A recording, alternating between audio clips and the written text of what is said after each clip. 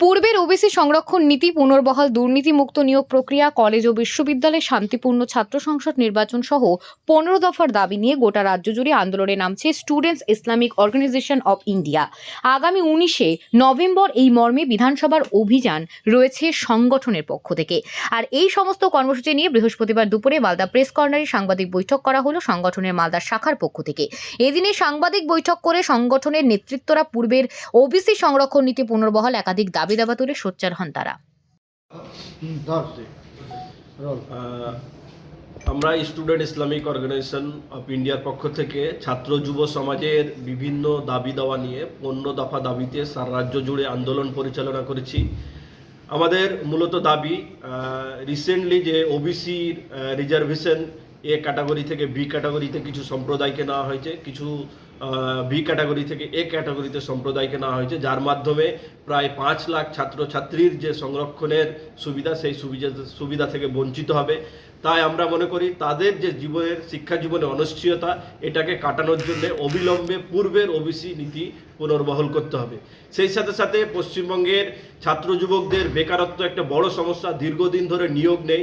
SSC, MSC, madrasa service commission, primary college service commission, এই college প্রত্যেকটা সেক্টরে দুর্নীতিমুক্ত স্বচ্ছ নিয়োগ প্রক্রিয়ার মাধ্যমে দ্রুত শূন্যপদগুলো পূরণ করতে হবে। আপনারা সেই সাথে সাথে দাবি জানাই যে মেডিকেল কলেজগুলোতে এমডি করার সিট সংখ্যা বাড়াতে হবে এবং দীর্ঘদিন ধরে যে মেডিকেল সেক্টরের এমডির সহ অন্যান্য জব পাওয়ার যে অপরচুনিটি, সেই জব অপরচুনিটি ধীরে ধীরে বন্ধ হয়ে যাচ্ছে নিয়োগ প্রক্রিয়া না থাকার কারণে। সেই নিয়োগ প্রক্রিয়াগুলোকে সুষ্ঠুভাবে সম্পূর্ণ করতে হবে।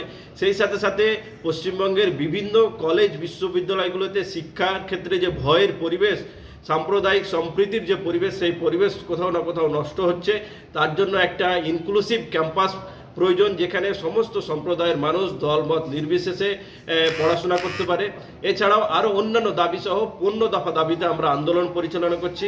আমরা মালদা সহ প্রত্যেকটা জেলাতে বিক্ষোভ সমাবেশ, ডিএমকে ডেপুটেশন, কলেজ বিশ্ববিদ্যালয়গুলোতে ছাত্রমত গঠন এবং সবশেষে 19শে নভেম্বর কলেজ স্কোয়ার থেকে নিয়ে বিধানসভার অভিমুখে কয়েক হাজার ছাত্র পদযাত্রা করে মুখ্যমন্ত্রীর কাছে আমরা ডেপুটেশন প্রদান করব এই দাবি আদায়ের জন্য।